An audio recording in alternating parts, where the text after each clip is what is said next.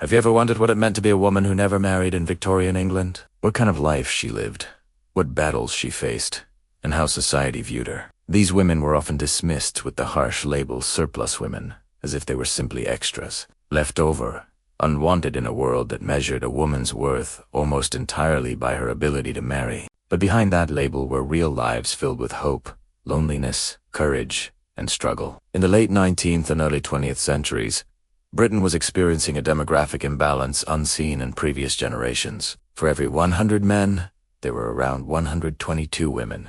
This gap was caused by a combination of devastating wars, mass emigration, and social norms that shaped men's and women's lives very differently. Men fought and died in wars like the Crimean War and later the First World War, while many others left Britain to seek fortune and opportunity in far-off colonies such as Australia, Canada, and India. Women, meanwhile, were mostly expected to remain at home.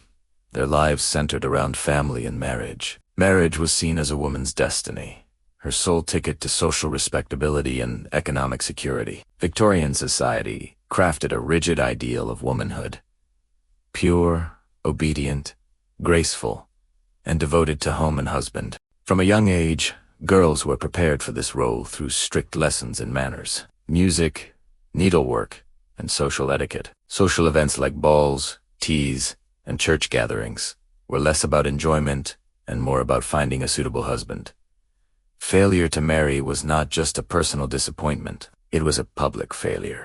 The unmarried woman became a spinster, a word loaded with pity, disdain, and sometimes outright cruelty. By the mid-19th century, census records showed that hundreds of thousands of women remained unmarried well into their 30s and beyond. The problem grew worse as the years passed. Public debates emerged about the surplus women problem. Newspapers speculated about causes and solutions. Parliament held discussions, some urging women to emigrate to colonies where men were in greater numbers. Others argued for expanded employment opportunities so women could support themselves independently. However, much of the Victorian society unfairly blamed the women themselves. They were accused of being too proud, too selective, or too educated, a reflection of the era's anxiety about changing gender roles and the growing influence of women's education. Yet, the reality was simple and cruel.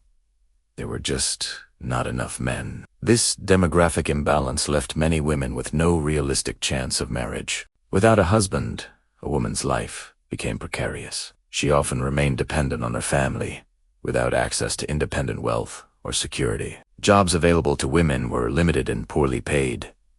Teaching, nursing, domestic service, or factory work. The idea of an unmarried woman living alone and independently was almost unthinkable, and society offered little support or respect for those who tried. The emotional and psychological toll on these women was immense. Many lived in a state of limbo, trapped between childhood and adulthood, called the daughter well into middle age. Their identities were often defined not by who they were but by who they were not.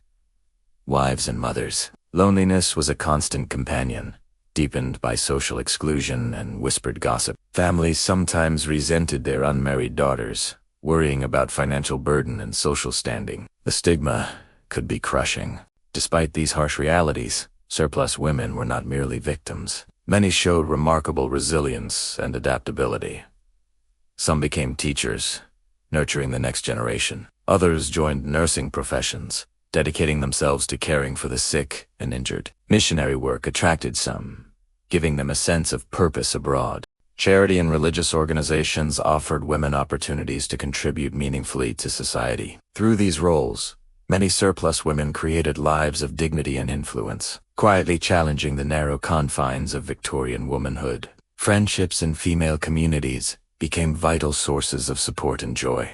Surplus women often formed tight-knit social circles, sharing experiences, hopes, and sorrows. They found solace in literature, the arts, and intellectual pursuits. Some even embraced their independence, rejecting marriage as the only measure of success. These women laid the groundwork for the social changes that would follow in the 20th century, including women's suffrage and greater employment rights. However, the stigma remained strong, and many surplus women lived with deep sadness and regret. Some felt their lives had been defined by absence.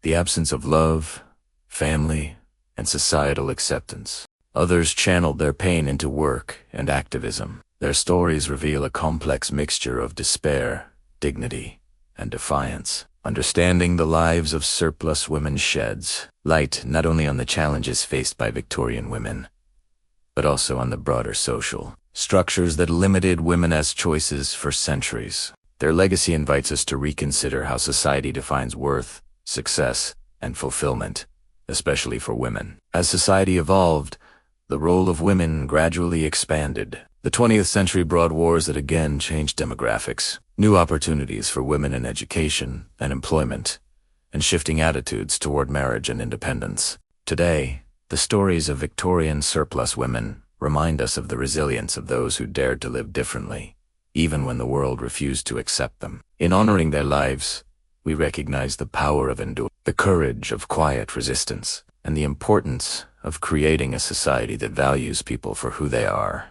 not just whom they marry.